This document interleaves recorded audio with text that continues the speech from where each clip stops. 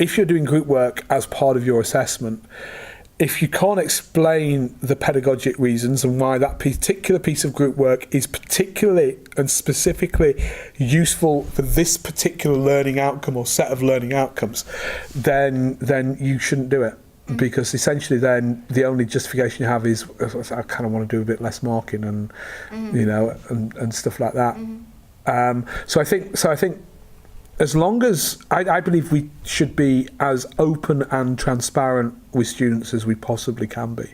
And we have to kind of treat them as grown-ups and adults. And so what I found with my students over the last 10 years in particular, where I've become more willing to try new things, is where I've had disasters, it's by and large because I haven't spoken to the students about what I'm trying. That if I go into a classroom and I just try something and it goes absolutely awfully, then there is all hell to pay for it. If I go into the classroom and explain, you know what, I've never done this before, I've never done it like this before, I think it might work, will you come along with me?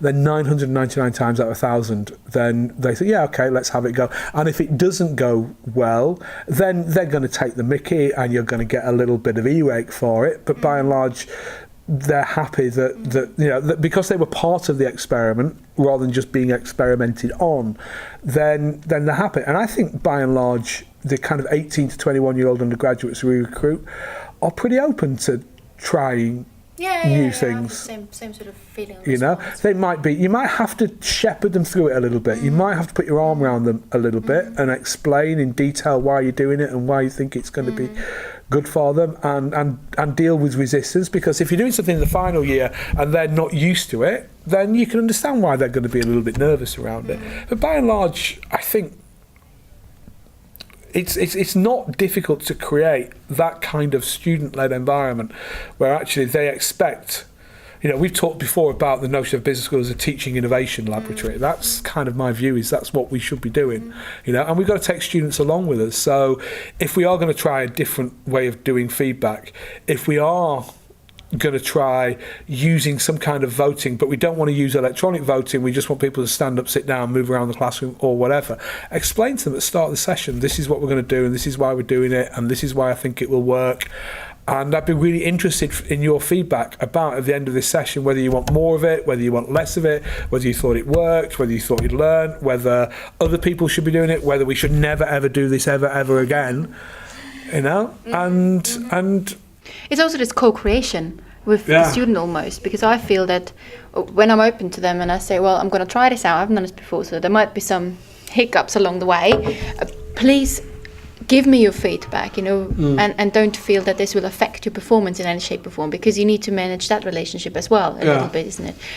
And it helps you to justify your own reasoning and your own pedagogic underpinning of why you're doing what you're doing, because you're explaining it to them. I think that's hugely important.